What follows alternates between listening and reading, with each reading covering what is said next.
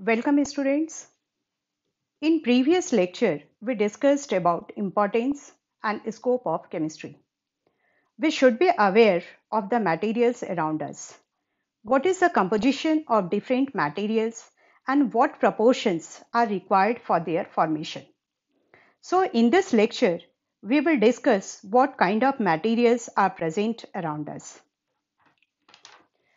Matter is any substance that has mass and takes up space by having volume.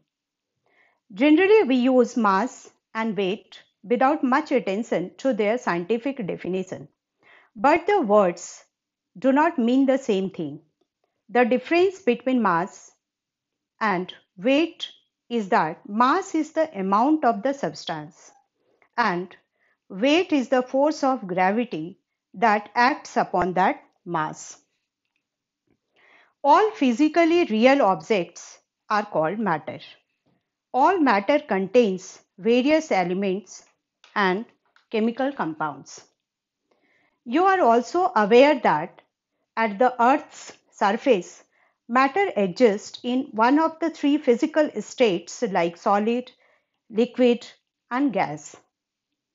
In solid, particles are arranged in a ordered way. That means force of attraction between the particles are very strong. In liquids, particles are not closely packed, but they can move around. This shows that their intermolecular forces are weak. In gases, particles are far from each other. They can move easily, and their intermolecular forces are very weak or negligible.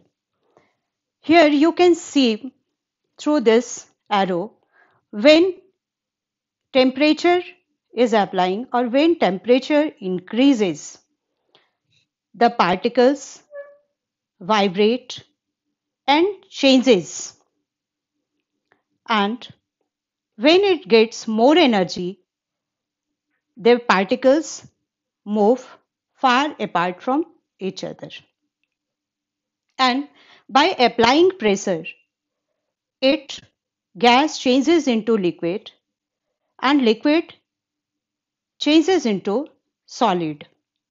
That means there are two parameters, temperature and pressure. Due to arrangement of particles, matter exhibits following characteristics. Solids have definite shape and fixed volume. Because particles are closely packed and the force of attraction between the particles are very strong. That's why it is very difficult to break the brick or any solid substance.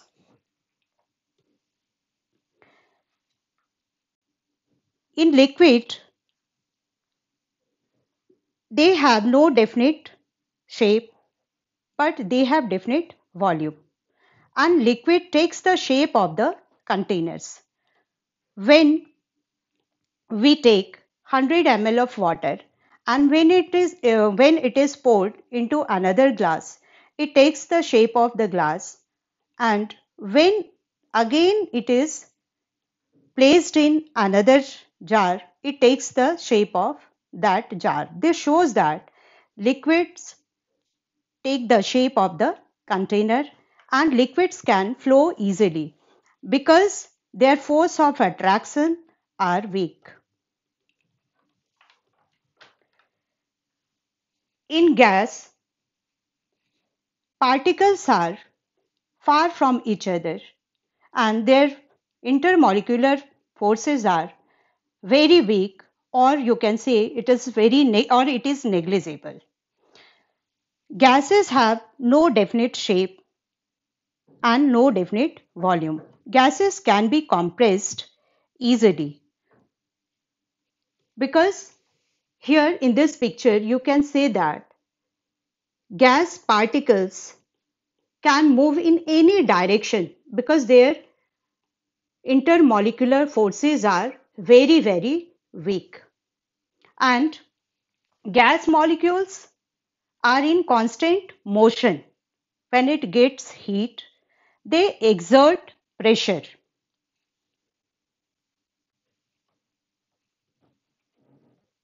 Interconversion is a transformation of one state to another state. Matter changes state when energy is added or taken away. When solid gets energy, the atoms absorb this heat and vibratory motion takes place. Hence, atoms of solid move apart and it starts to flow. On further heating, its atoms move far from each other and converts into gas. And when pressure is applied, its particles come close together and come back to its original state. As you can see that there are two parameters that can change state of matter: temperature and pressure. You can better understand through graph of pressure and temperature. This kind of diagram is called phase diagram. There is a temperature and pressure range in which a particular phase of matter exists. However, there exists a particular pressure and temperature at which solid, liquid, and gas coexist. This point is called triple point, where all the phases coexist. Now, students, find out triple point of water.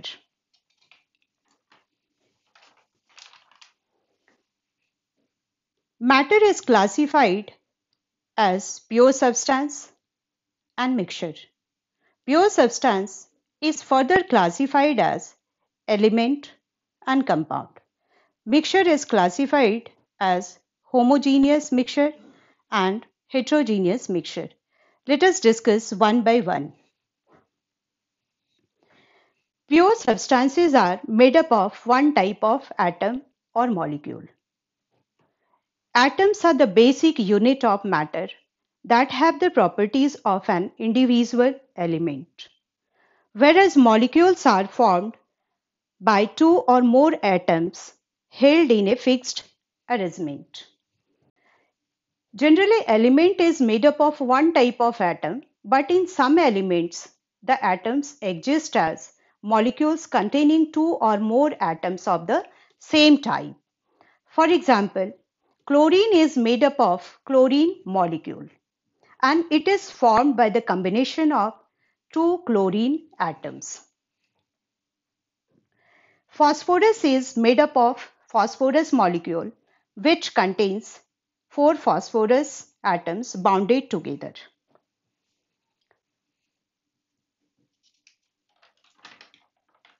When two or more atoms of different elements combine together, the molecule of a compound is formed.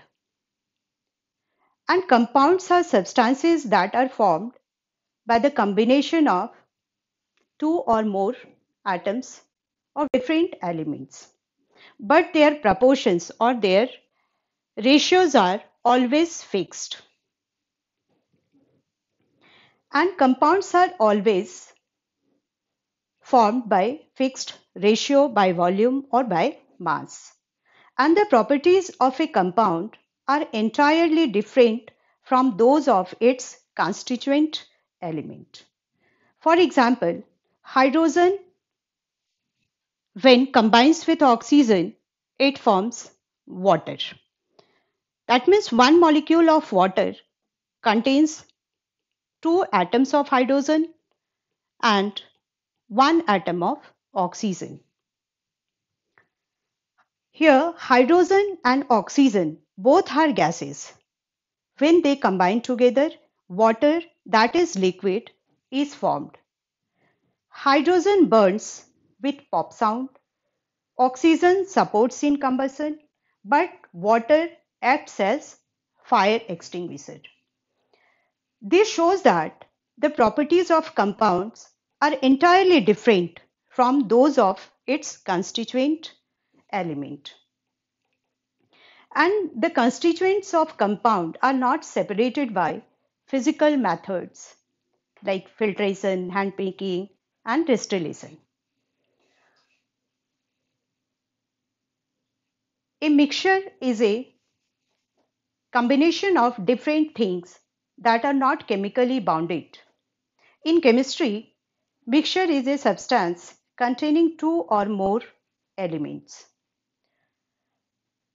Mixtures have variable composition and their constituents are separated by using simple physical methods like handpicking, filtration, distillation, and each of its component retain its characteristics property. You can see the example of compounds in your home: salad, tea, granite, oil in water, sugar in water. These are the example of mixture. And mixture is classified as homogeneous mixture and heterogeneous mixture.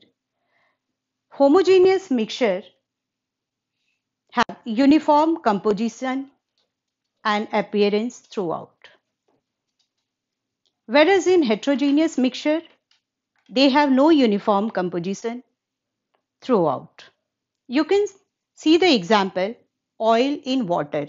What do we observe when oil is mixed with water? We can see oil droplets floats over water. In this way, we can separate or we can see the boundary between water and oil. This is the example of heterogeneous mixture. Here you can see the picture of salad or fruit salad. There is no fixed composition of different types of fruits. Now in the next lecture, we will study different laws to understand how elements and molecules combine and react together to give new substances. Thank you.